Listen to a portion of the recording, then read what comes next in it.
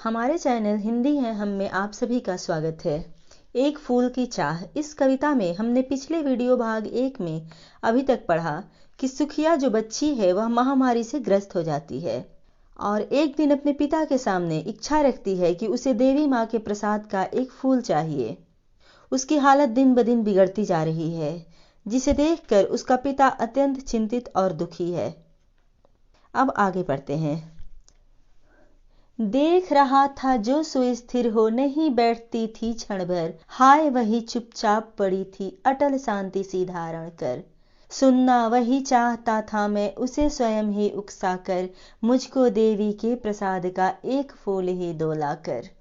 सुखिया का पिता उसके पास चिंतित होकर बैठे हुए उसे देख रहा था कि जो लड़की क्षण भर के लिए भी स्थिर होकर नहीं बैठती थी, इतनी चंचल थी, वह आज एकदम चुपचाप शांत पड़ी हुई थी। सुनना वही चाहता था मैं, उसे स्वयं ही उकसा कर। उसका पिता उसे झकझोर कर यह जानना चाहता था कि वह क्या चाहती है। वह उसके मुख से फिर से सुनना चाहता था कि वह बोले कि आप मुझे देवी के प्रसाद का एक फूल ही ला कर दे दो, क्योंकि उसके पिता के लिए अपनी चंचल सी बच्ची को इतना शांत देख पाना असहनीय हो रहा था। उसका डर बढ़ते जा रहा था। आगे। ऊंचे शैल शिखर के ऊपर मंदिर था विस्तीर्ण विशाल, स्वर्ण कलश सरसिज विकसित थे, पाकर समुदित रवि कर जाल। दीप धूप से आमोदित था मंदिर का आंगन सारा, गूंज रही थी भीतर बाहर मुखरित उत्सव की धारा। इन पंक्तियों में कवि मंदिर की सुंदरता का वर्णन कर रहे हैं। सुखिया का पिता उसकी इच्छा को पूरी करने के लिए देवी माँ के प्रसाद का एक फूल लेने के लिए मंदिर जाते हैं। वह मंदिर कैसा है, उसकी सुंदरता का वर्णन कवि इन पंक्तियों में कर रहा है। ऊंचे शैल शिखर के ऊपर मंदिर था विस्तीर्ण विशाल। विस्तीर्ण माने फैला हुआ, अर्थात ऊंचे पर्वत की चोटी पर फैला हुआ विशाल मंदिर था। स्वर्ण कलश सरसिज विकसित थे, पाकर समुदित रवि कर जाल। स्वर्ण कलश जो मंदिर के सबसे ऊपर सोने के कलश के समान जो आकृति बनी होती है। सरसिज माने कमल, समुदित उगता हुआ, समजोड़ उदित। रवि कर जाल रवि की किरणों का समूह यानी सूर्य की किरणें। तो उगते हुए सूर्य की किरणें पाकर मंदिर के स्वर्ण कलश और कमल दोनों ही खिल उठे थे। दीप और धूप की महक से मंदिर आमोदित था, अर्थात मंदिर के आंगन में एक आनंदपूर्ण अनुभूति हो रही थी।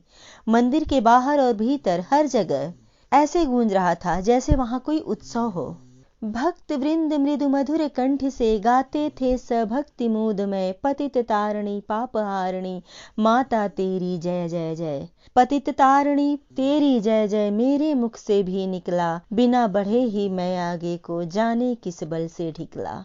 भक्तगण मधुर कंठ से भक्ति में देवी माँ की स्तुति कर रहे थे और जयकारा लगा रहे थे। पतित तारिणी पापियों को तारने वाली, अर्थात पापियों को पापों से मुक्त करने वाली, पाप हारिणी पापों का हरण करने वाली, हे माँ तुम्हारी जय हो। सुखिया का पिता कहता है, पतित तारिणी तेरी जय जय मेरे मुख से भी निकला। मैंने भी माँ का जयकारा लगाया, बिना बढ़े ही मैं किसी बल से आगे ढिकलाता गया, अर्थात बढ़ता गया। मेरे दीप फूल लेकर वे अम्बा को अर्पित करके, दिया पुजारी ने प्रसाद जब आगे को अंजिल भर के। भूल गया उसका लेना झट परम लाभ सा पाकर मैं, सोचा बेटी को माँ का ये पुण्य पुष्प दूं जाकर मैं। जो दीप फूल मैं चढ़ाने के लिए लेकर गया था, उसे पुजारी ने अम्बा माँ को अर्पित करके मुझे प्रसाद स्वरूप जब दिया, तो मैं आगे अंजल भर के कब झट से ले लिया ये पता भी नहीं चला। भूल गया उसका लेना झट परम लाभ सा पाकर मैं। सुखिया का पिता ऐसा इसलिए कह रहा है क्योंकि वह प्रसाद लेने के लिए इतना उत्साहित और खुश था कि वह भूल गया कि उसने पुजारी से प्रसाद कब और कैसे लिया। उसे तो बस इतना याद था कि अब इस पुण्य पुष्प अर्थात माँ के आशीर्वाद रूपी फूल को ले जाकर जल्दी अपनी बेटी को दे दूं, जिससे शायद वह ठीक हो जाए। और इसी खुशी के साथ वह चला, पर सिंह पौर तक भी आंगन से नहीं पहुंचने में पाया। सहसा यह सुन पड़ा कि कैसे यह अछूत भीतर आया। पकड़ो देखो भाग न जावे, बना धूर्त यह है कैसा, साफ स्वच्छ परिधान किए है भले मानुसों के जैसा। सिंह पौर मंदिर का मुख्य द्वार, जहां दोनों तरफ सिंह की आकृति बनी होती है। तो अभी मंदिर के आंगन से वह सिंह पौर तक भी नहीं पहुंच पाया था कि अचानक उसे सुनाई पड़ा यह अछूत भीतर कैसे आ गया? पकड़ो इसे, देखो भागने न पावे। साफ सुथरा वस्त्र पहनकर भले मानुष की तरह बना हुआ है, कितना धूर्त है यह। पापी ने मंदिर में घुसकर किया अनर्थ बड़ा भारी, कलुषित कर दी है मंदिर के चिरकालिक सुचिता सारी। मंदिर में घुसकर इस पापी ने तो बड़ा ही अनर्थ कर दिया, मंदिर की सारी पवित्रता को कलुषित कर दिया। ऐ क्या मेरा कलुष बड़ा है देवी की गरिमा से भी, किसी बात में हूं मैं आगे माता की महिमा के भी। सुखिया का पिता कहता है कि क्या मेरा कलुष देवी माँ की गरिमा से भी बड़ा है? माता की महिमा के आगे मैं क्या चीज हूं? उसके कहने का तात्पर्य है कि जिस देवी माँ की महिमा से सारे कष्ट दूर हो जाते हैं, उनकी शरण में आकर सब पाप मुक्त और पवित्र हो जाते हैं, फिर मैं उनके मंदिर को कैसे अपवित्र कर सकता हूं? माँ के भक्त हुए तुम कैसे करके यह विचार खोटा, माँ के सम्मुख ही माँ का तुम गौरव करते हो छोटा। उनकी महिमा के आगे तो मैं कुछ भी नहीं हूं, इस प्रकार तुम माँ के सामने ही उनका गौरव क्यों छोटा कर रहे हो? कैसे भक्त हो तुम लोग? तुम्हारे विचार जब इतने तुच्छ है, खोटा है, तो तुम माँ के भक्त कैसे हुए? कुछ न सुना भक्तों ने झट से मुझे घेर कर पकड़ लिया, मार मार कर मुक्के के घुस से धम से नीचे गिरा दिया। परंतु उन भक्तों ने कुछ भी नहीं सुना और मुझे घेर कर पकड़ लिया और मुक्कों और घुस्सों से मार मार कर धम से नीचे गिरा दिया।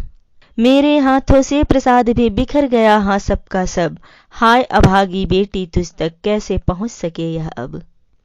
लोगों ने जब सुखिया के पिता को लात घूंसों से मार कर गिरा दिया, तो उसने अपनी बेटी को देने के लिए जो प्रसाद, देवी माँ के आशीर्वाद का फूल अपने हाथों में रखा था, वह भी नीचे गिरकर बिखर गया। और वह कहता है कि हे अभागी बेटी, अब तुम तक यह प्रसाद कैसे पहुंचेगा? वह अपनी बेटी को अभागी कहता है, क्योंकि एक अछूत के घर पैदा होना ही तो उसका दुर्भाग्य है। तभी तो उसका यह अछूत पिता उसकी एक छोटी सी इच्छा भी पूरी नहीं कर पा रहा है। न्यायालय ले गए मुझे वे 7 दिवस का दंड विधान, मुझको हुआ था मुझसे देवी का महान अपमान। फिर मुझे वे न्यायालय ले गए, जहां मुझे 7 दिनों का दंड दिया गया, क्योंकि मुझसे देवी का बहुत बड़ा अपमान हुआ था। मैंने स्वीकृत किया दंड, वह शीश झुकाकर चुप ही रह, उस असीम अभियोग दोष का क्या उत्तर देता क्या कह। मैंने चुपचाप सिर झुकाकर उस दंड को स्वीकार कर लिया, क्योंकि उस अभियोग का, अपने ऊपर लगे उस आरोप का मैं क्या उत्तर देता, क्या कहता मैं अपनी सफाई में, क्योंकि वहां कोई उसे सुनने और समझने वाला नहीं था। 7 रोज ही रहा जेल में, या कि वहां सदिया बीती, अवृशांत बरसा करके भी आंखें तनिक नहीं रेती। जेल में तो मैं 7 दिनों तक ही रहा, परंतु ऐसा लग रहा था जैसे सदिया बीत गई हो, क्योंकि जिस समय में वह अपनी बेटी से एक पल भी दूर नहीं रह सकता था, उस समय में उसे जेल में डाल दिया गया। इसलिए उसे एक एक पल पहाड़ सा लग रहा था, वहां बिताया एक एक दिन उसके लिए 100-100 सालों के बराबर था। अवृशांत बिना रुके लगातार रो रो कर उसकी आंखें तनिक भी नहीं थकी थी, अभी भी उन आंखों से आंसू बहे जा रहे थे। दंड भोग कर जब मैं छूटा, पैर न उठते थे घर को, पीछे ठेल रहा था कोई, भय जर्जर तनु पंजर को। तनु शरीर। 7 दिनों की सजा के बाद जब जेल से छूटा, तो उसके कदम घर की तरफ बढ़ने से डर रहे थे, क्योंकि जिस हालत में वह अपनी बच्ची को छोड़कर आया था, उससे उसे किसी अनहोनी का डर सताया जा रहा था। वह घर जा तो रहा था, लेकिन एक अप्रत्याशित डर उसके जर्जर शरीर को पीछे की तरफ ठेल रहा था। जर्जर शरीर, क्योंकि 7 दिनों तक जेल में रहने के कारण और लगातार रोने से और दुख से उसका शरीर जर्जर हो चुका था, कमजोर हो चुका था। पहले की सी लेने मुझको नहीं दौड़कर आई वह, उलझी हुई खेल में ही हा अब की दी न दिखाई वह। पहले की तरह वह दौड़कर उसे लेने नहीं आई, और न ही कहीं वह खेल में उलझी हुई दिखाई दी। और अब उसके पिता का डर सच होता हुआ दिख रहा था। उसे यह एहसास हो गया कि सुखिया बीमारी से लड़ नहीं पाई और वह अब नहीं रही। उसे देखने मरघट को ही गया दौड़ता हुआ वहां, मेरे परिचित बंधु प्रथम ही फूंक चुके थे उसे जहां। फिर उसे देखने के लिए, सुखिया को देखने के लिए उसका पिता मरघट यानी शमशान घाट की तरफ दौड़ता हुआ गया, परंतु उसके पहुंचने से पहले ही उसके परिचित रिश्तेदार उसे जला चुके थे। बुझी पड़ी थी चिता वहां पर, छाती धधक उठी मेरी। हाय फूल सी कोमल बच्ची, हुई राख की थी ढेरी। उसकी चिता की आग भी बुझ गई थी, जिसे देखकर सुखिया के पिता की छाती दुख से धधक उठी कि हाय मेरी फूल सी कोमल बच्ची केवल एक राख की ढेरी बनकर रह गई। अंतिम बार गोद में बेटी तुझको ले न सका मैं, हाँ एक फूल माँ का प्रसाद भी तुझको दे न सका मैं, हाँ। इन पंक्तियों में पिता अपना दुख और पश्चाताप व्यक्त कर रहा है कि बेटी, मैं तुम्हें आखिरी समय में गोद में भी नहीं ले सका, देवी माँ के प्रसाद का एक फूल भी तुम्हें नहीं दे पाया, तुम्हारी एक इतनी छोटी सी इच्छा को भी मैं पूरी नहीं कर पाया, कैसा अभागा पिता हूं मैं। इस प्रकार यह कविता समाज के सामने यह प्रश्न चिन्ह खड़ा करती है कि क्या अछूत होना उसका अपराध था? क्यों उस पिता को इतना भी अधिकार नहीं था कि वह मंदिर से एक फूल लाकर अपनी बेटी को दे सके?